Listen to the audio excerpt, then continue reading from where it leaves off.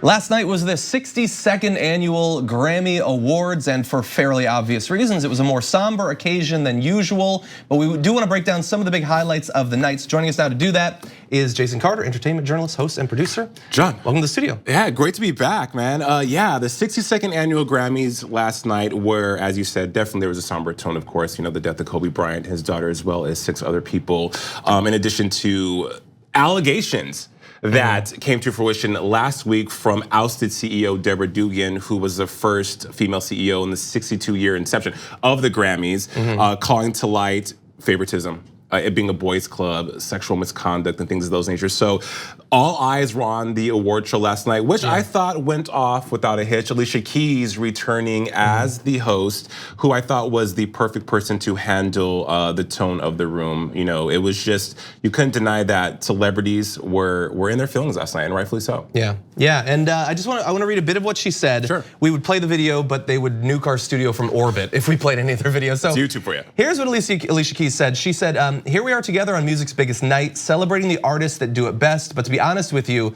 we're all feeling crazy sadness right now because earlier today, Los Angeles, America, and the whole wide world lost a hero, and we're literally standing here heartbroken in the house that Kobe Bryant built. And yeah, I mean, nail on the head, absolutely. And you know, people as well as Chrissy Teigen tweeted that celebrities felt guilty doing it at all. Because really, did any of it matter if you think about it? It feels a little bit silly in the immediate aftermath, even though of course it's recognition of a great amount of work and all that. Yeah, and you know, just briefly, I know we're not gonna focus on the scandal too much, but it does, like, so you talked about she was talking about how it's a boys' club, there's favoritism. The specific allegations, when you read about them, it feels like it goes way beyond favoritism. It seems like she was basically identifying that the way that they pick nominees, at least in some categories, is fundamentally unlike anything a regular person would think is going on. Sure. And far more corrupt than some of the other awards shows. Well, closed room meetings with people on the committee, with artists who are closely tied to people on these committees that make these decisions. So, and she was deeply ingrained in the Academy, so she would be privy to those types of behaviors. She went on all 4 networks last week saying she has written proof and persons who would corroborate her allegations against the Academy, which of course has vehemently denied all allegations made against them. So it could definitely shroud what went on last night. But let's talk about the music, because that's what the Grammys is. It's music's biggest night. We had Billie Eilish, who swept. She won everything? All 4 coveted categories: Song of the Year, Record of the Year, Best New Artist, and Album of the Year. And Best Picture somehow.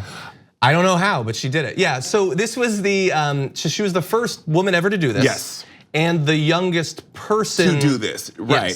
Which in 2019, of course, Billie Eilish was an inescapable movement in music. Lizzo was the most nominated with 8 nominations, only winning 3 in the categories of Pop Solo Performance, Urban Contemporary Album, which in the past, people like Beyonce have won, which questions why is the Academy, which Deborah Dugan has said, only allowing non-persons of color to win in these categories, or of the coveted, right? Lizzo also won Traditional R&B Performance, which I thought Lizzo was going to sweep. Again, another movement in 2019 for music. You couldn't go anywhere without hearing Good as Hell or Truth Hurts or Jerome from Lizzo. She ushered in a whole conversation of inclusivity, body positivity, and was antithetical to what a pop star is in music. So it was a shock for a lot of people. Look, the thing is, if you say it's inescapable, like you couldn't miss some of these things, if anyone could, it's me. I don't pay attention to anything, and yet, like, I came across Lizzo everywhere. Right.